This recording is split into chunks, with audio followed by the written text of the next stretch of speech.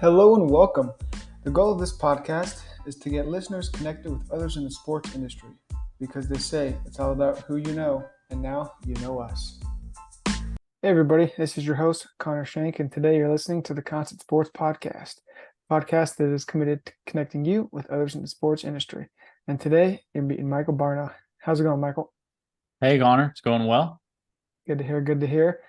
For the listeners and viewers today, so Michael is currently the coordinator for finance and economic for the 2024 men's Final Four host committee, as they call it, long name there for the Final Four.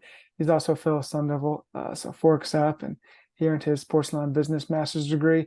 I guess you graduated this year, right? You did the Yep, just 2 year track, graduated. Yep. so he's fresh. And you got is it the pin? You got the Final Four pin on here? What do we Oh got here? yeah.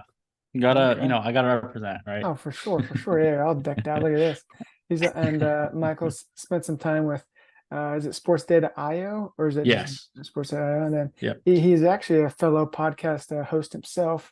Oh yeah. So I'm sure we'll dive into that as in the Ball Squad podcast and other sports related topics. So, Michael, I guess let's just kick it off. And I guess we kind of met where we're in the master's program. So, kind of how'd you did your undergrad at ASU as well. So I'm sure you heard about it when you were in your undergrad, and then kind of what made you get in, like, okay, I'm doing this. Right. So my original goal was to go to law school, Hmm. and there was one day where I was like, I don't really want to just be a lawyer. Like, Yep. I want to do something more interesting. So then I found the MSLB program and I was like, oh, it's right here at ASU. It's ranked top 10 in the country for, sports masters that I could get. And I'm like, oh, perfect. I'm right in town. So I would say it was probably my goal to get into this program since like 2019. And then I Okay. got in 2021. So yeah, it's kind of been a goal for a while, whether that was going to be concurrent MSLB/JD or just MSLB. I was like, Right. either way, I really want to be here, and luckily I got in. So yeah, that's kind of where that started off. Yeah, and I So feel yeah. like we've heard a lot of kind of similar stories where it's like people want to be lawyers specifically, but then the cool part about the MLCB program, as you know, is it's in the law school. So you're taking Mhm. amateur law, pro sports law. We're taking how many law classes are intermixed with the other sports marketing classes. So Right. it I feel like it checks that box nicely for the wannabe lawyers, so to speak, as I put myself in that category. And I know Mr. Coleman, co-host of the podcast, is in that category himself. Oh yeah, I could probably throw myself there because when I was to become a lawyer, so reading about that stuff's always interesting, and the whole sports law thing. But I'm definitely not qualified. So yeah. Are you thinking about possibly going down the, I guess, the JD route, or are you kind of done with school? I've thought about it. I think for now I'm done, but it's not something I've like closed the door on for sure.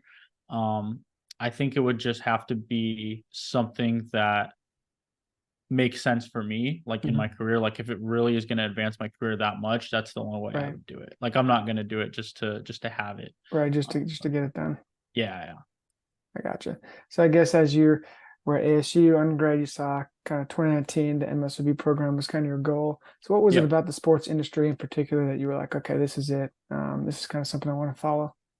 Yeah, well, just working my jobs before, um, I don't know. It was just kind of boring. I kind of wanted to do something a little bit more. And I'm like, you know what? If I'm going to have to work hard anyways, like, why not do it with something I enjoy? Hmm. So, obviously pretty passionate about sports. That's like, but that's everybody, right? Everybody's passionate about sports. But I really want to like kind of leave an impact. I feel like a lot of my skill set with not only with data analytics and stuff, but just, communication and developing skill sets, Yep. that kind of thing. I think I can kind of make an impact on the sports industry that way.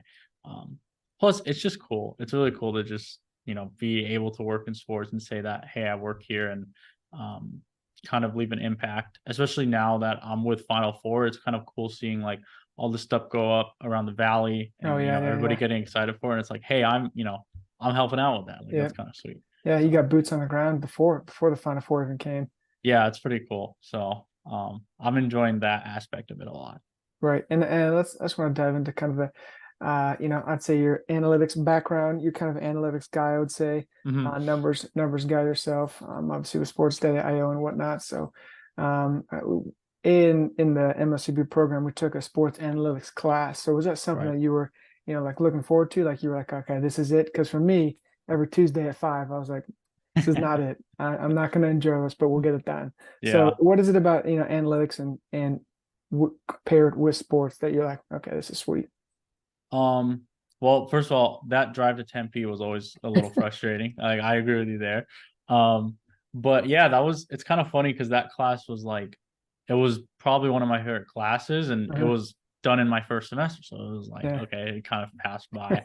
But I would say what I really like about sports analytics and business analytics, because I'm kind of into both, Mhm. is that it really quantifies a lot of things. And I feel like with my background in, because I was a communication major in undergrad, with my background in that, I think what a lot of people struggle with analytics things is they just don't know how to communicate it, right? They Yep, don't the know how to breakdown. Yeah, get they don't people to understand it. understand it. Yep, So yep. I kind of feel like I have that kind of in between skill set where it's like, hey, I can understand what the numbers are saying, and I can find a way to communicate effectively, Mhm. which I think is really important no matter, like, I would say that's important even if you're not into sports analytics and like Yeah, business analytics and stuff. You got to know something about numbers and kind of like how to use them and things like that, because that's just where things are headed. yeah, no doubt. So yeah. Well, in kind of in that space, whether it's I guess NBA, NFL, MLB, which league, in your opinion, do you think takes analytics like the furthest or that uses it the most? Oh, it's definitely MLB. That's like without a doubt. They got analytics conferences all year. I was actually at the Sabre Analytics conference that Yep, was let's dive here. into it. Yeah, that was pretty cool. I volunteered there just to do like case. They had like I think it was like the Diamond Dollars competition or something like Uh-huh. that, where they're bringing high school and college kids from all over the country to like, present their case. And I think this year it was something about um trying to simulate a game, assuming all the calls were correct. Wow. And yeah, it is pretty crazy seeing, because they were talking about stuff I didn't even understand. It was pretty cool seeing like there's a lot of kids that are into this, and I think it's just going to keep growing and growing. But I would say, yeah, baseball definitely takes it the furthest. Um, and I mean, you took the sports analytics class too. It's just because it's like very easy to kind of isolate the data. Mhm. NFL, I think, is the hardest to probably use analytics. Like there's some stuff in there, but I think there's just so much going on the field at any given time. Yeah. It's very difficult to like kind of get that going all at Mhm. once. Yeah, I was going to say kind of the same thing with the NFL analytics. It's like, how do you factor in like on the fourth and inches if Derrick Henry's your running back or like Yeah, Austin Eckler? Like I feel it's two different people. Like you can't just be like 80% of the time Derrick Henry's going to get in, 80% of the time Eckler's going to get it. Like yeah. And when I there's feel like it's so 22 much guys on the harder. field, Yeah, it's so much harder. right. Like in baseball, you can kind of say it's a one-on-one thing because it's a Hmm. pitcher and a batter Oh yeah. that make the stuff happen. Basketball, it's 5-on-5, a little harder, but it's Hmm. there. But when you're looking at 11-on-11, it's Yeah, it's way too many way harder. variables. Yeah. Yeah, And it's like baseball. This guy clearly cannot hit an inside fastball. Like he's 1 for 29. Like it's clear. Like there's the yeah. The analytics, right? sample sizes are a lot bigger in Exactly. baseball. So Exactly. yeah. So, and I agree with you there. Kind of in the analytics space. So yeah, with your time with sports data IO, now you're with the finance. And is it like, would you say it's a finance and economic like department? Or is it kind of like a team? What's that look like? It's definitely a department right now. It's just two of us, Hmm. and I think we might be getting one more. I'm not 100% sure about that.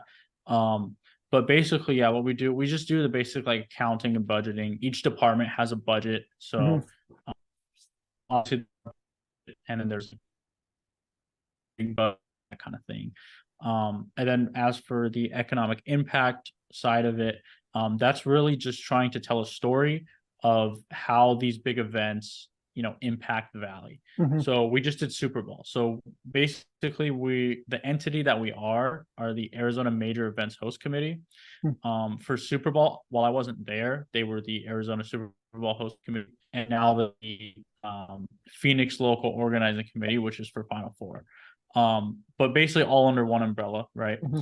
And for economic impact, it's basically just trying to show each city, because it's not just Phoenix, there's Glendale, there's Scottsdale, Tempe. It's kind of like trying to show each city why it's worth it to have these events here, because it impacts spending by this much. So it's just getting like hotel data, it's getting a lot. We have like geo tracking data, that kind of thing, for just trying to get like any kind of data possible. We're always like Mhm. looking for new avenues to get like spending data and things like that, just to kind of um show like partners like, hey, this is how this is impacting the Mhm. valley, that kind of thing. So when it comes time to bid for these events, so the next Super Bowl or the next Final Four, whenever that comes to town, um it's kind of important to show like, hey, look, we saw this much of a growth here, Mm. that kind of thing. So yeah, I would say that economic impact side is a little more important.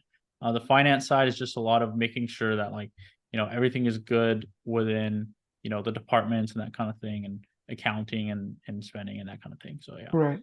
So with the with economic impact studies and whatnot, how far out you guys do you know do they bid for these events and use numbers? Because I feel like each year it's I guess unless the event just sucks, but theoretically it should get like a little bit better, right? Depending on the city and the I guess like the 2020 environmental impact when wherever the Super Bowl was in 2020 probably wasn't ideal, but Yeah.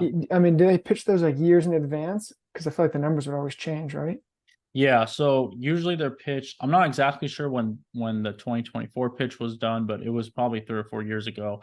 But basically, what we do is it's especially nice for us because we already had the Final Four here in 2017, Hmm. so we could kind of show like, hey, look at this growth, between spending in the same time period from 2016, like let's Right. say that weekend in April from 2016 to 2017, just kind of showing like, hey, look at how much of a jump we got. We can get that same jump. We can show that like, oh, in 2023, people were spending even more than they were in 2016. So you can assume that the jump will be even bigger. And obviously, you've been in Phoenix for a little bit here. It's growing pretty fast. Yeah. It's, a lot more events are coming here. It's kind of, I guess, getting its own identity on the national stage. Um, and I don't know, we'll see what happens, because obviously like Vegas is getting a lot of these big events now, LA is getting a Yeah. lot of these big events, but Phoenix is kind of showing that like, hey, we can kind of hang with these guys Hmm. and kind of bring our own things going on here. So um I would say that's pretty nice. But yeah, I would say just for like the numbers and stuff like that, it's done a few years in advance. A lot of it's like projections, just projecting like, Right. oh, Yeah. this is what's going to happen here, this is what's going to happen here, um that kind of thing. So yeah. And then so you I guess so it's a team of two. You guys go into the office is kind of what's the office I guess work job like? I mean, is it different cubicles and teams or is it kind of Oh, like gotcha. you guys are separate or how does that all Yeah. So pretty much everybody has their own like little office, except for me. I'm kind of out in the hallway it's still a desk and I still got my own area, but uh because I'm brand new and stuff like that, I don't get my own office with a closed door. But that's fine. But there is a lot of overlap between the departments. mhm, So I mean, most of the time, obviously, I'm helping out with finance and economic impact, but um there is a lot of crossover when it comes to events and when it comes to marketing and mhm, all those other departments, just because it's all kind of relevant. You know what I mean? It's not like finance can just kind of go do their own thing. It mhm, affects everything else. And like marketing, they need like their budgets, and events, they kind of need their budgets and that kind of thing. Um, Even like corporate partnerships, that's obviously huge when it comes to budgets, because we yeah. kind of we need like numbers for that. So I would say there's a lot of overlap. It's not really just us two doing our thing. Mhm, It's a lot of like collaboration and thing like that for sure. with the other departments. So yeah. And then is that something because you were an intern kind of before working that a few months Right. back and then so how did it go from kind of intern to now you're top dog full time there. Was it, I mean, was it kind of like, hey, we're gonna have one position open up, survival of the fittest, kind of walk our viewers and listeners through that, kind of the interview process and whatnot. Gotcha. Okay. So basically, the internship was supposed to go to August 25th. I started June 5th. So it was about like 3.5 months. Mhm, Um, about halfway through, I kind of expressed my desire. I was like, hey, I kind of want to stay here full time. I don't know if you guys have positions opening up and that kind of thing. mhm, So they, set me up with an interview with the boss, and you know, it just one random Thursday, because my internship was Monday through Thursday. One random Thursday came up to me and they're like, "Hey, listen, we're gonna offer you the full-time position. If you're ready, like you can start next week." And I'm like, "Okay, cool, that works for me." So yeah, it was kind of nice to have the internship cut a little short and then just Yep. kind of go full time, that kind of thing. So yeah, it was just a lot of like, this is what I always say to people like who do internships and stuff like that, is like you can't think you're above any work, if that makes Hmm. sense. Like, Right. I would say throughout my time as an intern, I was like always saying yes to things, always Oh being yeah. like, "Hey, I need this done?" And I'll be like, "Yes, yes, yes." My boss, he's pretty cool. He wasn't like, sometimes like the worst he would do is have me get coffee, which is like that's really no big deal. Yeah. I don't mind doing that at all. So I know, your mileage may vary and stuff like that, but just any kind of task or project or whatever you're given, would always take it on with kind of like the full, um, I guess, like with full effort and that kind of Hmm. thing, and trying to go like as in depth as possible with it. So, Yeah. I think it's really like, I know everybody says it, but just putting in the work. That's all that matters, right? Yeah. Like people are gonna notice that, and when you're kind of like showing up early every day and not necessarily like leaving late, but maybe not leaving right at 5 o'clock. 5 o'clock on the dot, you're out of there. Yeah, yeah. That definitely, it definitely shows a lot for people. So I think that was a big reason why I was brought back on.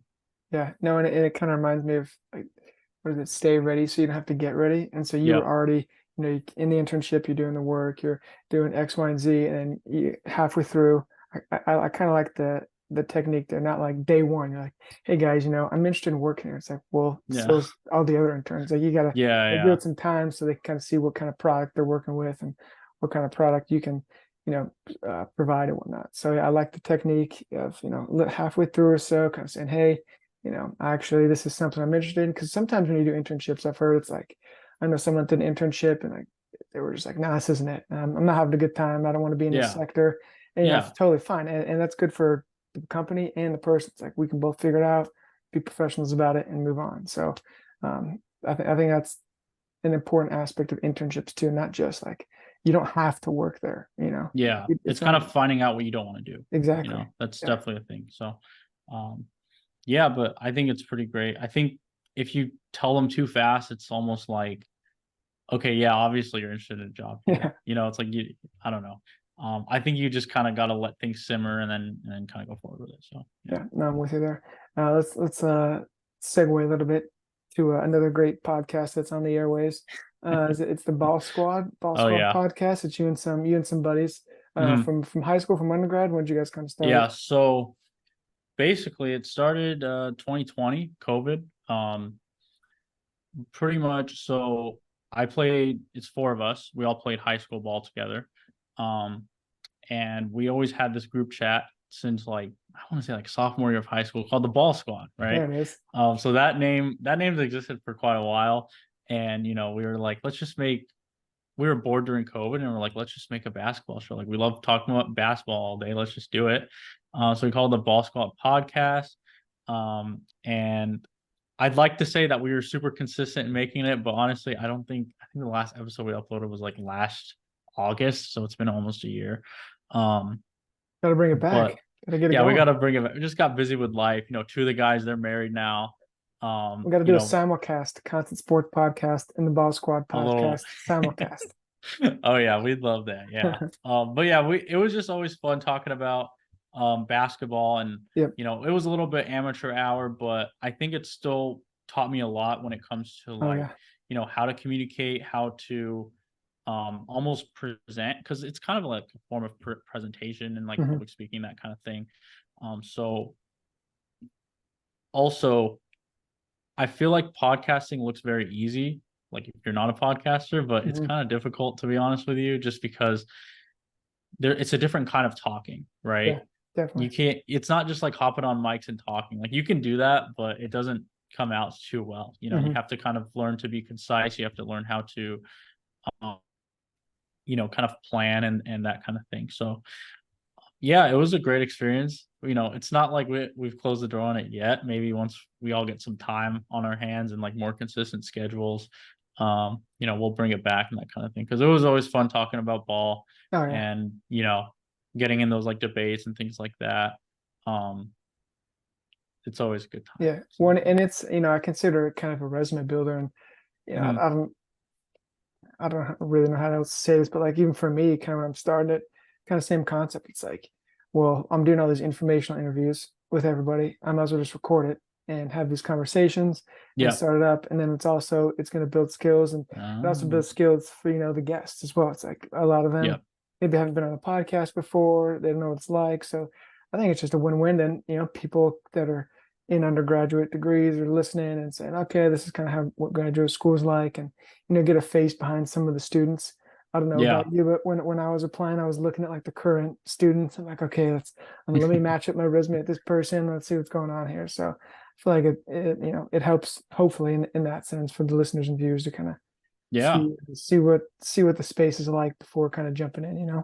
Yeah. I never thought about it that way, but I think that's great that you say that just because, um, yeah, for me, like when Aaron was like, "Hey, you got to do informational interviews and stuff like that," I was like, "Shoot, I don't know how to do this. Like, this is, very hard." But I think kind of having this, and this is kind of like a great template to just be like, "Hey, if you're talking to somebody, this is like some great questions to ask." Yeah, So yeah. yeah, that's the plan there. And I guess now that you're kind of in a new role, like we're saying, different schedules and whatnot, how do you, I guess, prepare for the week? Do they give you projects that you're like, okay, I got to prepare a week in advance. My day Right. starts is it like a 9 to 5?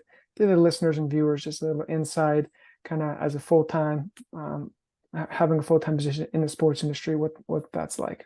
Right. So usually every Sunday or so, I will kind of plan my week out, and that's a little bit real work projects or anything like that. Just do this on this day, and like just some basic like tasks I got to do. Right. Hmm. Usually on Monday, I'll meet up with my boss and be like, okay, what are we doing? Usually he'll already have some stuff for me, Right. so that usually works out. And then on Wednesdays we have kind of a one-on-one just to kind of catch up and be like, okay, this is what we need to look forward to. What is nice is I believe every Monday we get kind of like a weekly status report of everything that's going on within the department. And we kind of have like a little 30-day, um, I guess it's like, okay, what's urgent, what's in the next 30 days, and what's after that. You know Like a what I little mean? So time just kind horizon of, type thing. yeah, that kind of thing. So that's always nice to kind of like get on top of that stuff. Um, the thing about my job though is it's very like sometimes it can be a little chaotic when it comes to like switching things around. Like sometimes I'll be working on something and my boss will be like, hey, you gotta, put that on hold. Hmm. This is a priority now, that kind of thing. Which is fine. You just have to learn to kind of be flexible at that kind of thing. So yeah, which it's honestly been fine for me. It's just it is nice just because now I'm out of school and I'm fully able to like focus on work and that kind of thing. Yeah. It just makes things so much easier when that happens, because I've balanced, work and school before, and like I've done it fine, but a lot of times, if I had to stay late at work or something like that, it just gets a lot more stressful. But if I have to stay late at work nowadays, it's just like, well, I don't got anything else going Yeah. on. It's a So it's a weird kind of, feeling. yeah, it's like that's it. And you don't really have homework and stuff like that, which would be great. But like yeah, our hours are like usually office hours like 8 to 5. Um, depending on if I have to, sometimes I gotta go to the bank and stuff like that after work. So I'll leave a little bit early because you gotta go before 5, that kind of thing. Hmm. And then we work from home on Fridays, which is nice. I Okay. do like working from home, but it's just not really something I could do every day because Yeah. you just get way less work done. But I think that's going to change soon just because as we get closer to the event, there's not going to be any working from home. It just doesn't really make sense to do Yeah. that. So, yeah. It's gonna be locked in. So that Mhm. is that something I'm assuming they adopted from COVID, do you know? Or is that I think it's one of those things that was like, hey, just to kind of, because this past summer was kind of like our least busiest mm, time. Like it's only right? going to get busier from here. And I assume at some point they were like, hey, you know what? We can do work from home because, we did it during COVID and stuff like that. Hmm. So just because it was something that can be done, they're like, why not try to implement it? But yeah, just with the nature of the job and stuff like that, being in the office, there's no way that would work full time. It's Yeah. just not going to happen. There's just too much communication that happens like throughout the thing. A lot of our stuff is like physical papers, physical, that kind of thing. It Mm, just doesn't really work online. So usually on Fridays, it'll just be stuff I've already started working on and just like finishing that up. But again, I don't, I think once September rolls around, I think we're just going to be full time 5 days a week because yeah, it's just going to get busier and busier. So yeah. I got you. And then as far as kind of with your, I'd say you're kind of in the analytics sector. That's a fair assessment. What are Mhm. some, I guess, essential skills, maybe I guess, softwares you could add in there, or just things in that nature that. Well, I guess the obvious one is coding, which I'm kind Mhm. of a hypocrite because I don't really know too much about coding yet. I'm hoping one day I will. But just basic level, obviously you want to know Excel. Just kind of getting to know how formulas work, how those kind of numbers work. I would say probably the biggest thing is data visualization. If you have all the data, that's great, but if you don't know how to present it or show it, then there's not really a good point to it. So it's just kind of like learning how to organize charts, how to make things like pop out to people. Mhm. My boss, he kind of has like a format, how he wants his charts done. So I always follow that. But just kind of learning like, okay, what's visually appealing, what really gets the message across, because your data is not really good unless you know how to present it. I would also say we don't really use this at Final Four, but I have some experience with it. Tableau is very good for visual data. Just knowing how to do those charts and that kind of thing. I think it's very useful. So yeah, I would probably say those are probably some good certifications to have. And I would say coding languages, again, I don't know them yet, but the two I hear most common are Python and R. Mhm. So I would say knowing one of those, just from my informational interviews and me asking people like, okay, which one do you like? Mhm. They said just learn whichever one because Pick one. it's pretty easy to transfer over like I see. either way. But from what I understand, Python is a lot easier to get into and it's a little bit more versatile. So I would probably do that one. So Got it. Yeah, just saying those Python and R gave me PTSD from sports analytics oh class with yeah, and Professor SQL McIntosh. too. Yep. Yeah, that and that. What was that? Was that the SQL? Was that the like software we used to do all that? Or SQL is like it's basically kind of a coding language to pull like data. So that was like what we because on Data Camp, if you remember that's what that. it was. Data came. Yeah, That's right. sorry to remind you about that There too. it is. Yeah. Um, I think we did R and SQL, but from what I understand, um, you want to learn SQL either way because it Mhm. works with both Python and R. So Uh, I would learn like either Python or R and then SQL, that kind of thing. So I see. yeah. I see. Okay. So along with that, what other kind of, I guess, education or sites, maybe people do you follow that can keep you up to date in that specific sector, and then also kind of in the sports sector? Gotcha. Well, I follow a lot on LinkedIn. There's a lot of like, because my thing was basketball analytics, right? So I Mhm. follow a lot of those guys that are, some of them are in NBA front offices, that kind of thing. Um, I'm trying to think of like influencers or anything like that, but I don't think I really follow any. I'm sure they're out there though. Yeah. So you definitely look at them. I know the Sloan Analytics Conference is very big. Mhm. I've never been just because it's pretty expensive to go there. I think it's $800 just to get in. Plus you got to fly out to Boston and that kind of thing. So it's pretty hefty, but I know that's kind of like where Analytics King is Mm. when it comes to the industry. Saber Analytics, if you're into baseball, that one's great. They do a good job of making it a lot more accessible to students. I think their membership price for students is like $25 a year, which honestly That's is good. That's a not good deal. much Yeah. when it comes to just kind of like learning that, especially if you're into baseball and that kind of thing. What is nice about, oh, there's a couple more. Um, I believe it's called Sports Data Pros. Mm. So what they do is they have like a Python course, but they do it from the perspective of fantasy football. I think that's pretty Oh, cool. that's cool. Yeah. So if you just Google like fantasy football data pros, that pops up, and I think they do baseball and basketball now as well. So if you want to learn from that, and I think the course is like $50. So again, not too much if you want to get into it. Um, so yeah, there's a lot of places, baseball and basketball references, sportsreference.com, I guess in Yeah. general. That spot is pretty good too. They do a lot of stuff with that. So yeah. Yeah. No, I whenever I need, I'm usually on the, what is it, NFL Sports Pro Reference or whatever. I mean, Yeah. just the amount of data you can get from that, and then a lot of times you can even just, I think you showed me this, or Dalton, maybe you can like convert into an Excel sheet. And this whole time I Yep. was like copying and pasting stuff, or just dragging numbers over, and you can just convert the entire sheet or whatever to Excel, which is a lot makes life a lot easier. Yeah, that's pretty useful because yeah, just getting it into Excel and stuff like that. I would do that all the time for ball squad whenever I needed to pull stats and stuff like Oh that. yeah. Just get it all into Excel and then do that kind of thing. There was one other one. Oh, Code Basketball. That's the one. I've heard that one is also pretty good for learning about this kind of stuff. So yeah. Okay, yeah, we'll link all those kind of in the description, and I'll have to check some of them out because I'm not too familiar with, I guess, that particular space. But as we wrap up here, I just want to get your thoughts on a few sports business, sports, I guess, team Right.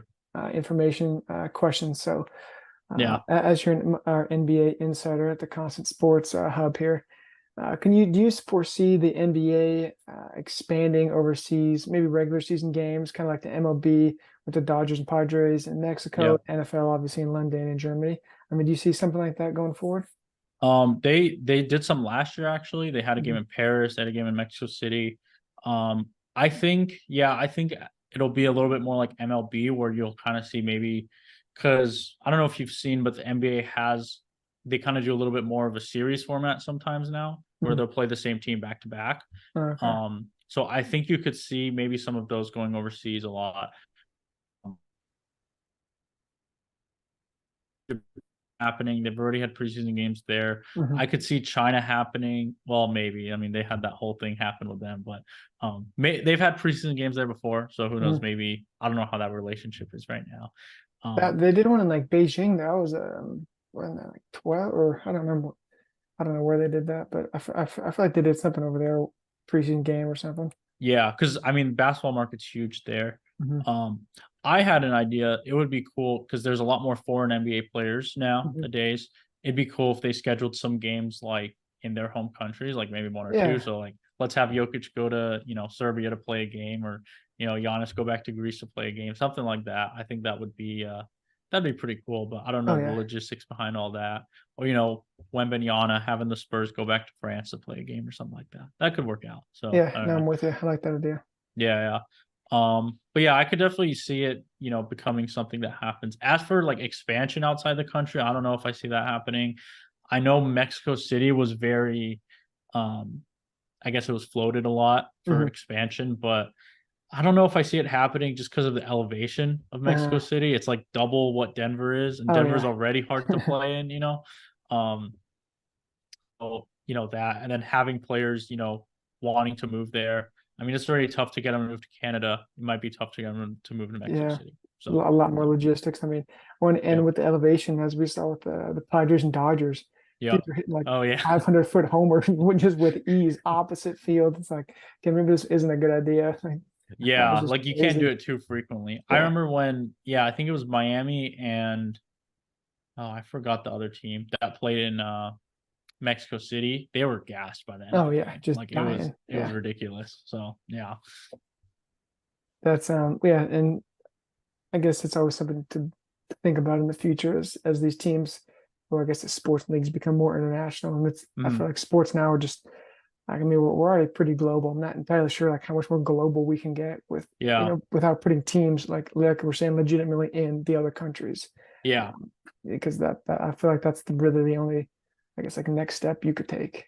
Yeah. Um, Or like starting another league. yeah, Like like how the NFL started NBA or NFL Europe or yeah, whatever.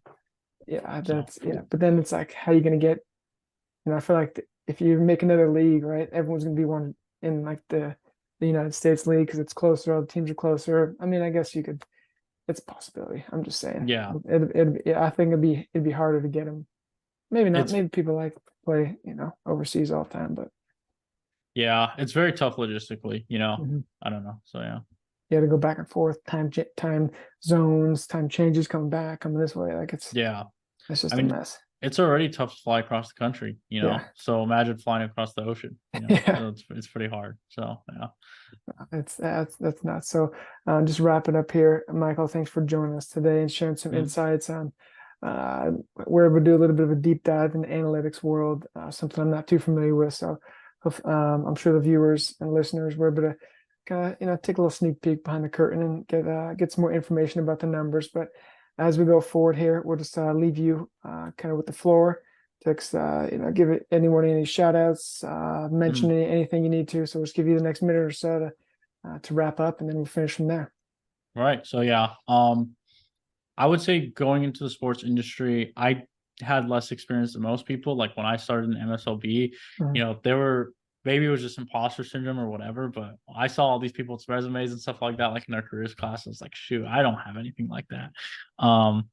But I think, like I was alluding to earlier, as long as you kind of put the work in and, once you kind of get that foot in the door, like you really have to take advantage of these opportunities. So when I got this internship, obviously, I was just willing to kind of commit fully to the internship, that kind of thing.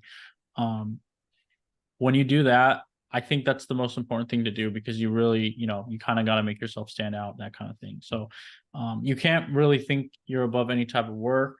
And if you're like I was, where you're like, shoot, I don't really have any sports experience, but I want to get in, and you see kind of all your colleagues around you, you're like, dang, these guys got really good gigs going.